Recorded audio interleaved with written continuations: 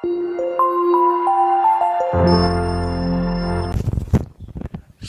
anak-anak kami sekalian, dimanapun kalian berada, semoga dalam keadaan sehat dan tetap semangat mengikuti pembelajaran ini.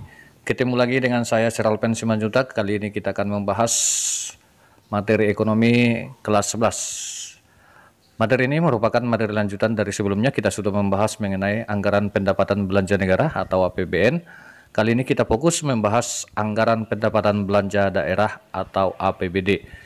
Apa saja mind map atau sub pokok bahasan yang akan kita bahas? Coba diperhatikan.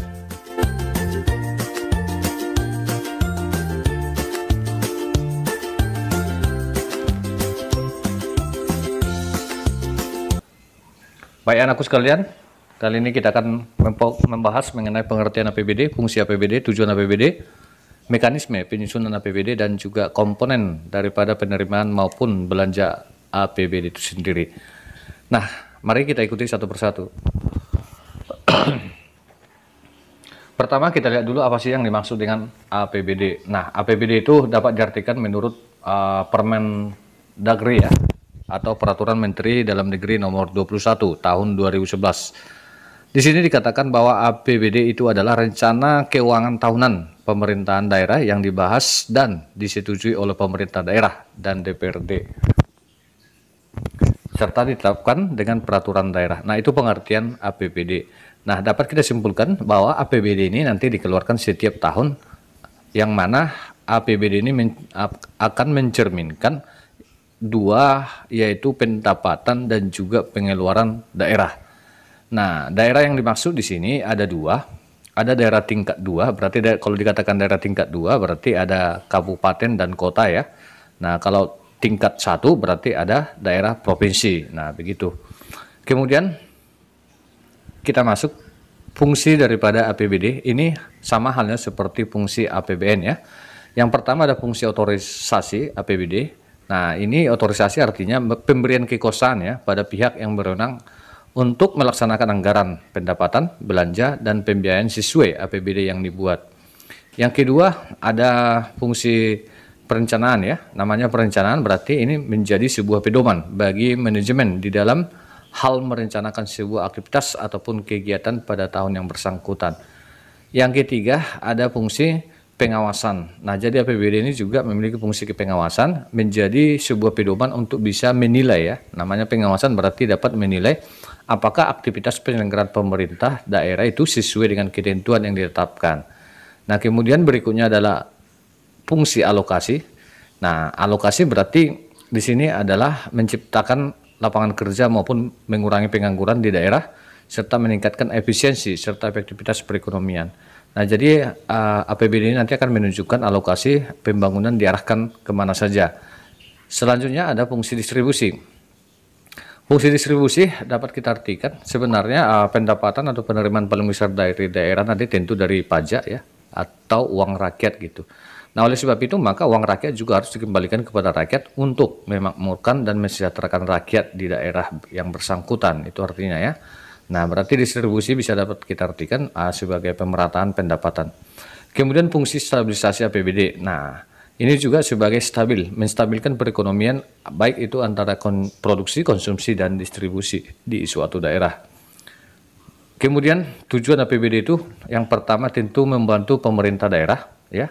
Ada kalau dikatakan pemerintah daerah kalau di tingkat 1 berarti ada gubernur ya, tingkat 2 berarti ada wali kota atau kota, kemudian ada bupati. Yang kedua meningkatkan pengaturan atau juga koordinasi tiap bagian yang berada di lingkungan pemerintahan daerah. Yang ketiga menciptakan efisiensi terhadap penyediaan barang dan jasa. Yang keempat menciptakan prioritas belanja pemerintah daerah. Nah, ini yang menjadi tujuan daripada anggaran pendapatan belanja daerah. Nah, sekarang kita lihat bagaimana sih cara atau mekanisme penyusunan APBN. Nah, ini sama halnya seperti APBN ya. Bahwa yang pertama pemerintah daerah menyusun RAPBD yang disingkat RAPBD ya, atau singkatan dari Rancangan Anggaran Pendapatan dan Belanja Daerah. Nah, jadi yang merancang, yang membuat, menyusun bisa gubernur, bisa bupati, bisa wali kota gitu ya.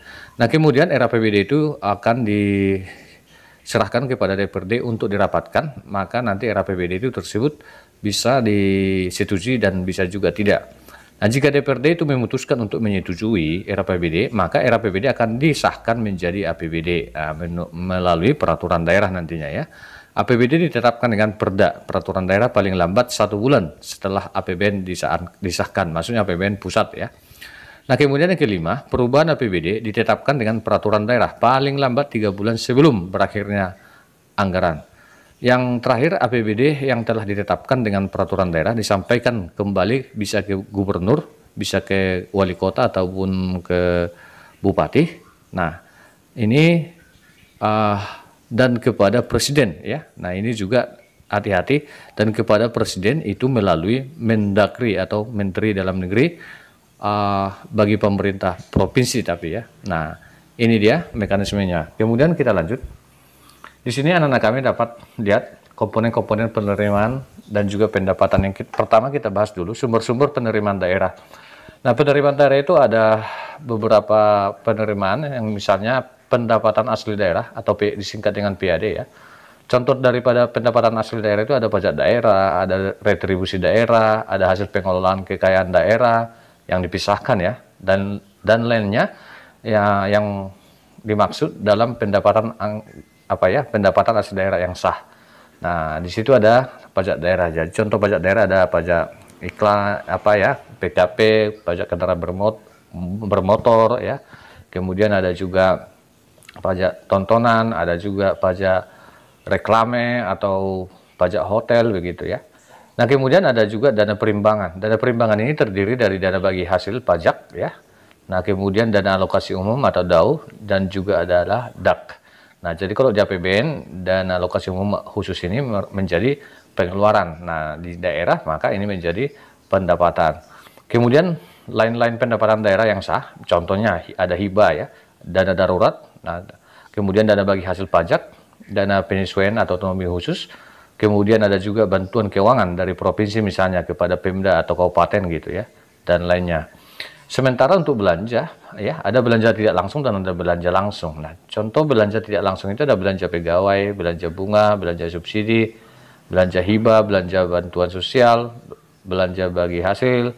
Nah, sementara belanja langsung ada belanja pegawai, belanja barang dan jasa, kemudian ada belanja modal ya. Kemudian kita lanjut.